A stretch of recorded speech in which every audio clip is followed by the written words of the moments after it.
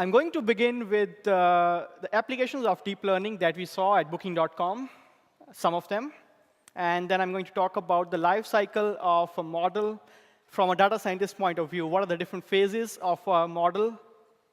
And then I'm going to talk about the deep learning pipeline, the production pipeline, which we built using containers. So get excited. Let's start. First of all, yes, who I am. Who am I? I'm a backend developer working at Booking.com as in the deep learning infrastructure team. That's why I'm talking about this thing here.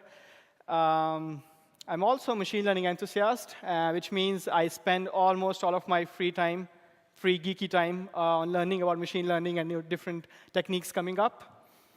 And I'm a big open source fan. I have contributed to a bunch of projects like Git that most of you probably use in your day-to-day life. I've submitted a bunch of patches. I'm also contributing the Pandas library, which is a Python library for data analysis. Kinto project, which is a storage engine by Mozilla. And Go GitHub, which is a Go project by Google. And a bunch of other projects. And I'm a tech speaker. That's why I'm here on this stage today in front of all of you. Generally, I talk about topics varying from data analysis, deep learning, A/B testing, containers, Kubernetes. So yes, that's all about me. Let's begin with the applications of deep learning at Booking.com. But before that, I would like to talk about the scale, because I mentioned at large scale what that scale means. So we have over 1.2 million room nights booked every 24 hours across more than 1.3 million properties in more than 220 countries. Let me make one thing clear, that I'm not here to show off the numbers. The point I'm making here is that at this large scale, we have access to a huge amount of data that we can then utilize to improve the customer experience. So let's see how we do that. The first application of deep learning that we saw was image tagging. And when we look at image, for example, this one, the question that arises is, what do we see in this image? Now, this question is really easy one, as well as a really difficult. So if you ask this question to a person, to someone from this audience, it's going to be easy to say what's there in the image. It's easy to say what are the objects that are there in the image. But it's not an easy problem when you ask a machine to tell what is there in this image. And what makes this problem even harder is that the context matters. What you see in this image may not be what I want to see or I want the machine to detect. For example, if we pass this image through some of the publicly available image neural networks, ImageNet or DenseNet, these are the results that we get. We get information like there is ocean view, there is nature, there is a building. OK, that's good to know. There's a building. But what do we do with it? These are not the things that we are concerned about at Booking. However, these are the things that we are concerned about. Is there a sea view from this particular room? Is there a balcony? Is there a bed? Is there a chair? Or things like that. Now, before you start thinking like, OK, it's an easy problem. You just need to detect a bunch of objects that you have. No. First challenge is that it's not an image classification problem. It's an image tagging problem. That means every image is going to have or might have multiple tags. So it's not just like you classify it as something sea view or balcony. Every object is going to have multiple tags. And to top that, there is going to be a hierarchy of the tags. For example, if you see an image has a bed in it, we are almost sure that the image is going to be of inside view of the room, unless you're in such a room where there is no bed, there is no room.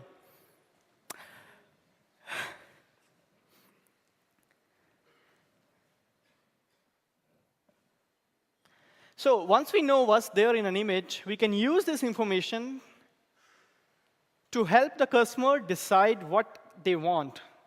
We can help them in deciding what kind of property, what kind of hotel or apartment they want to book if we have this information about all the images that we have for a particular hotel. Let's talk about another problem. So this is a classic recommendation problem where we have a user X. They booked the hotel Y. Now we have a new user Z. There is a debate if it's a Z or Z, but I'm going to stay with Z. So there is a user Z. We want to predict what hotel they are going to like. So we basically want to recommend a hotel that they are going to like. So the objective we have is we want to find a probability of a particular user Z booking a particular hotel. And we have certain features like country or language of the user, where they are coming from. We have contextual features like when they are looking for it, what's the day, what's the season. And then we have some information about the hotel, the item features like what's the price, what's the location, is it near the beach, does it have a pool or swimming pool or something like that. So I'm not going to go into details of this problem because I'm here to talk about the infrastructure part, and I'm not going to disappoint you. So research has shown that we can get better results for such a problem of a recommendation system if we use deep neural networks instead of linear or collaborative filtering. So once we figured out that there are going to be some certain applications of deep learning which may be really interesting for us as a business, we started exploring this field. And thanks to my colleagues, Stas and Imra, who are probably enjoying the rainy season back in Amsterdam, they started exploration of deep learning at Booking. And now, these days, we have some very cool deep learning models in production. So let's start talking about the life cycle of a model. What are the different phases? So there are 3 phases: code, train, and deploy. In first phase, data scientists write their model, write the code for their model, try out different features, different kind of embeddings, different kind of interactions of different features, and different architectures. And once they know they are happy with the performance of the model, now they want to train their model on the production data. Once they are done with the training on production data, they want to deploy it so that it can be used by multiple clients. So we use TensorFlow, which is a nice machine learning framework by Google. We use its high-level Python API to write our models, because it really sort of standardizes the process of writing the model and helps get the prototypes quickly. Now, these 2 parts, the last 2 parts, train on production data and deploy. These are the 2 parts that constitute our production pipeline, deep learning production pipeline that I've been talking about since the beginning of this talk. So you may argue why training of a model is a part of our production pipeline. That's a very valid question. You can also train your models on a laptop, right? But if you try to train your models on your laptop, you may end up looking like this. Not really happy, right? So there are a couple of reasons. One is that sometimes your training data is so large that you can't really hold all of it in your memory on your laptop. And other more general reason is that your laptops are going to have limited resources, like CPU cores, GPUs. In most of the cases, they're not going to have a lot of powerful GPUs to speed up the training. So if you want to speed up the training, you should not train on your laptop. And we'll see how we do that in production. So we have our big servers, which have a lot of cores, CPU cores, and a powerful GPU support. And what we do is we wrap our training script. We run them on our big servers. Problem solved, right?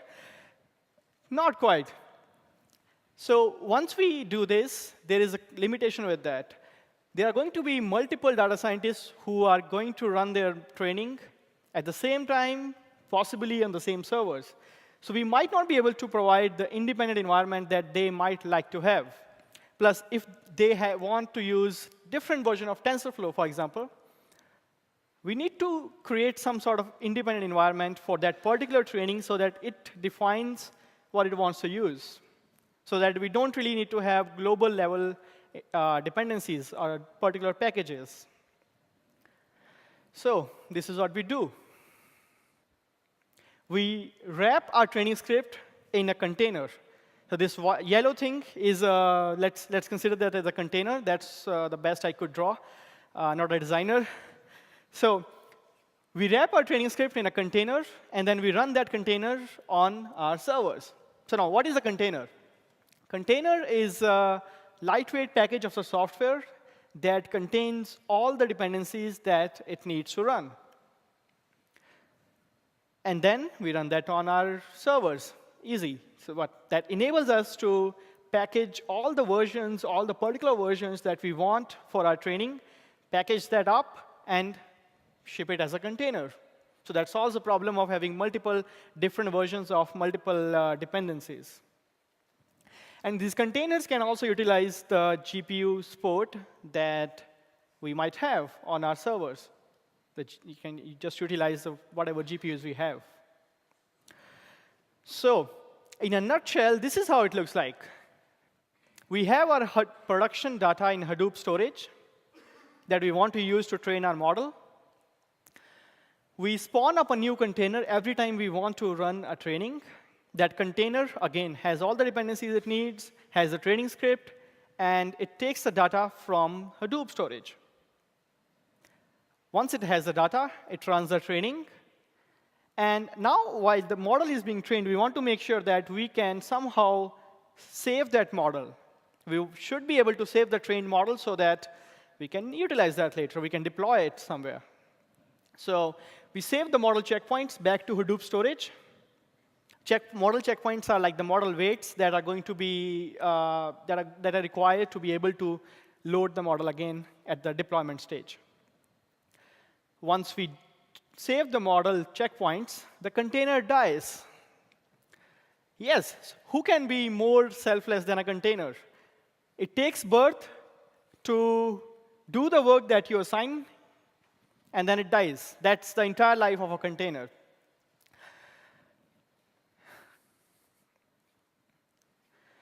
So once we have trained our model on production data, we have already covered one step of going into production. So next step is to use this model, the trained model, and put it in production so that people, not people, but different clients can use it to get the predictions back. So this is what we do. We have a simple Python app, which is a WSGI HTTP server. It takes the model weights that we just stored in the last step from Hadoop storage. It loads the model. No. Yes. That's weird. So it takes the model checkpoints from Hadoop storage. It loads the model in memory, and it's ready to serve predictions. So let me cover it again. So to be able to serve predictions from a model, we need two things. We need model definition, which defines what are the features, what are the interactions, and all that stuff. And then we need to have the model weights that we gathered from the training. Once we combine both of these, we load the model in memory. It's a TensorFlow model in memory, and then we are able to serve the request. And to top this, we have a nice way to abstract all this and provide a nice URL where a client can send a HTTP GET request and get the predictions back. In the end, it's as simple as just sending the GET request and getting the predictions back. So this is what it looks like. We have an app that I just mentioned. We wrap it in a container once again, because having containers solve the problem of so-called, it runs on my machine, but doesn't run on yours. So it contains all the dependencies, and if it runs on one machine, it's going to run on all the machines that support containers. And so once we wrap the app in the container, any client is able to send a HTTP request, all the input features that are required to get a prediction back, and in the response, it gets the prediction. But again, as I mentioned, things are not quite simple at a large scale. So what we need to have is we need to have multiple servers. Easy solution. We had one app. We were not able to serve all the requests properly, so we have multiple apps. We replicate the same containers that we had, put them behind a load balancer, and the client doesn't know how many apps are actually serving behind. It just knows the IP of the load balancer, and load balancer is responsible for rerouting all the requests. Quite simple. But things are not generally simple at large scale. So instead of 6 servers in this, we need to have quite a lot of servers. As we keep on increasing the number of, when I call servers, it's actually this container. So as we keep on increasing the number of containers we have for a particular application, we need to find a way to manage these properly. Because once you have hundreds of containers running a particular app, particular model, things are going to get sketchy. So we use Kubernetes to surround all of this infrastructure that we have. Kubernetes is a container orchestration platform which helps in scheduling, managing, and scaling containers easily. It provides a really easy way to scale up or scale down the number of containers that we have based on certain principles. And it also provides an easy way to make sure that at any point, we have a specific number of containers running. And if something goes wrong, some of the containers die, Kubernetes is going to make sure that it spawns up new containers to maintain that number that you specified.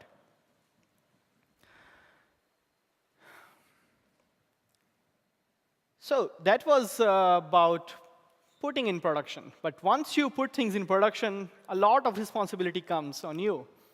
Now, you want to be able to measure the performance of these models on your production server. You want to be able to answer some of the questions like, how is this model behaving? What are the latency versus throughput of your model? So let's say your model is taking some computation time to give the predictions back. But this is not going to be the time that your client is going to see. There's going to be some request overhead.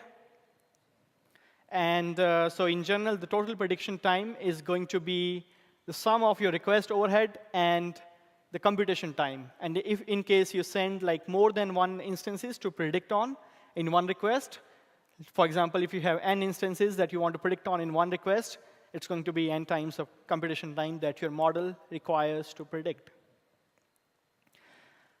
We can see from here that for some of the simpler models like linear regression, logistic regression, or simple classifiers with lesser number of features, the request overhead is going to be the bottleneck because the computation time is going to be too small compared to the request overhead. So you need to be considerate about what kind of model you have and what's going to be the bottleneck for your particular case. So once you have this information about your model, you want to be able to optimize it. And you can do that for two things. So one is you want to optimize for either latency or throughput. Let's talk about them one by one. So first is if you want to optimize your serving for latency. What's the latency? Latency is the amount of time taken by your server to serve one request. And this is from the client point of view. So how can you optimize for latency? First of all, when do you want to do that? When you have some application where you want to show some information to the user real time, you definitely want to optimize so that you can serve that request, serve the response as soon as possible. The first optimization that you can do is do not predict in real time if you can pre-compute. That may sound silly, but in a lot of cases, it's possible that you already know all the space, feature space that you have. And instead of computing real time, predicting real time, you can predict for all those cases and save the results in a lookup table and just use that lookup table when an actual prediction request comes. The next way is to reduce the request overhead. For simpler models, When you know that the request overhead is the main bottleneck for serving those predictions, you can optimize to have lesser request overhead. And how you do that? So one of the things you can do is you can embed your model right into the application that is serving. And that's what we do. We load the model right into the memory of the app so that there is no latency, no request overhead to go from the HTTP request to the model. The model is right there in the memory. Once the request comes, it's going to serve right there. Next thing is predict for one instance. Let's say on a web page you want predictions for 3 different models or 3 different instances. When you want to show the information as soon as possible, instead of batching it, you should send 3 requests with 1 each prediction. This is a specific technique for speeding up the prediction. The quantization. What that means is that you change your float 32-bit types to 8-bit fixed type. How is that going to help? Now, your CPU processor is going to hold more amount of 4 times more data in the registers, and it's able to process the data faster. So that means you are going to be able to compute the predictions faster, 4 times faster, to be accurate. And then there are some TensorFlow-specific things, which really depends on what library you use. You use TensorFlow, so there are some techniques like freezing the network, which means there are some TensorFlow variables in the computation graph, and we can change those variables to a constant so that there is less overhead when we try to compute.